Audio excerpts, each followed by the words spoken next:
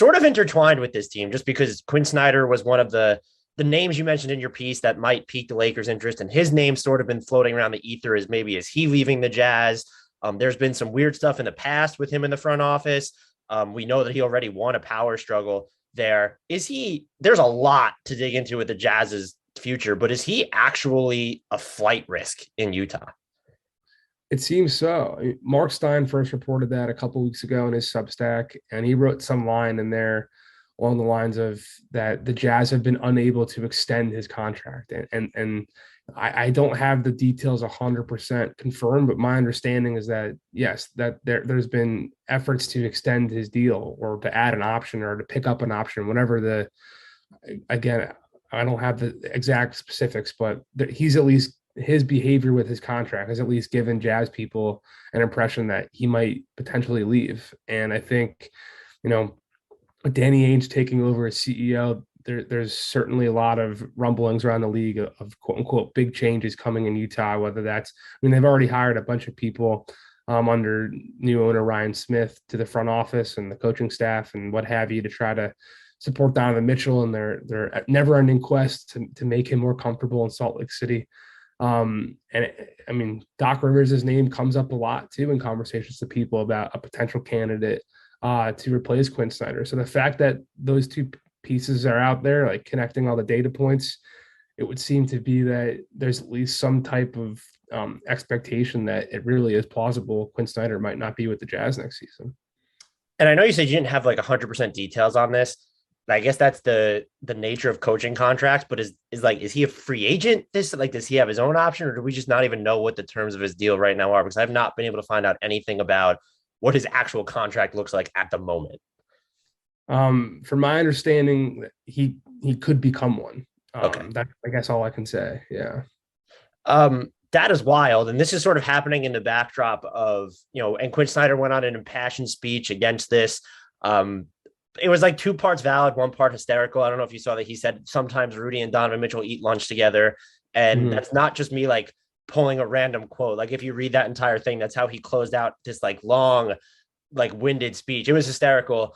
The Rudy Gobert and Donovan Mitchell stuff. I don't want to set a benchmark of Utah has to get here in the postseason. Otherwise, they're going to explore major changes. It sounds like based off what you said that anything could just be on the table in general for them. But are the futures of Rudy Gobert and Donovan Mitchell like actually something that is on the table if the Jazz, let's say, flame out in the second round of the playoffs yet again?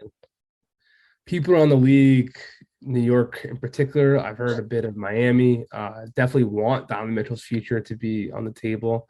I've been saying all along, and this is more of an educated guess because teams don't very often candidly talk about their plans to break up a superstar or an all-star pairing middle of the season. But I've been saying all along that if they do decide to ultimately move on from one of those guys, my educated guess would be that it would be Rudy Gobert first and not Donovan Mitchell, which is kind of treacherous, being that that could in theory put the Jazz in a position where they move Rudy for X return package, and then by sometime next season or the year after that, Donovan Mitchell does request a trade, and then all of a sudden they're left without both of those guys. And there's also a lot of credit to be given to Rudy Gobert as to how successful he's been there and how much he's raised that team ceiling, especially defensively. I mean, he's a 3-time defensive player of the year, could win it again this year, probably won't, just based off of how the narrative machine works. But